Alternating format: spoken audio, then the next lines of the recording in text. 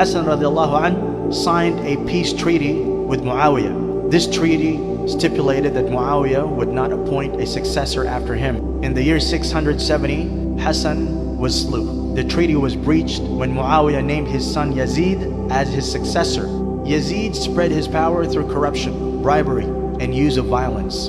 To legitimize his rule, Yazid demanded allegiance from Hussein. Hussein refused as Yazid was openly corrupt. So Hussein radiallahu anh finally sent Muslim bin Aqil radiallahu anh to fight out the state of Kufa. Muslim ibn Aqil wrote a letter to Hussein radiallahu anh telling him that the people of Kufa were ready to welcome him. Yazid heard the presence of Muslim ibn Aqil, and he then ordered someone to slay him. Imam Hussain radiallahu anh and his companions, consisting of 128 people, departed from Medina to Kufa. As they approached Kufa, Hussein's caravan was intercepted by a battalion of Yazid's army, led by a man named Hurr, a great army which numbered in the thousands. The army cut off access to water for Hussein radiallahu anh and his family, leaving the men, women, and children to suffer from days of thirst in Iraq's blistering desert heat. Despite all the odds, Hussein radiallahu anh refused to back down. He said, "I am ready to fight for the sole goal of seeking the reform of the ummah, of my grandfather." And the first person to come out of the family of Hussein radiallahu anhu was Ali al-Akbar. He was the oldest son of Hussein radiallahu anhu.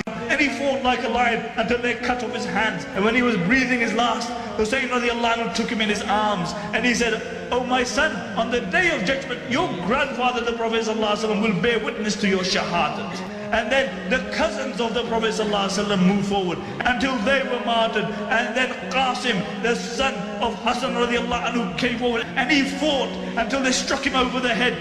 And then one by one, the family of Hussein radiallahu anhu were martyred. And then they martyred Abbas. And then Hussein radiallahu anhu fought. But for 3 days he hadn't tasted a sip of water until finally he retreated and he went into his camp. And he had a young son called Abdullah. And he began to embrace him. And one of the Kufan, they shot an arrow. And the arrow hit Abdullah in the neck.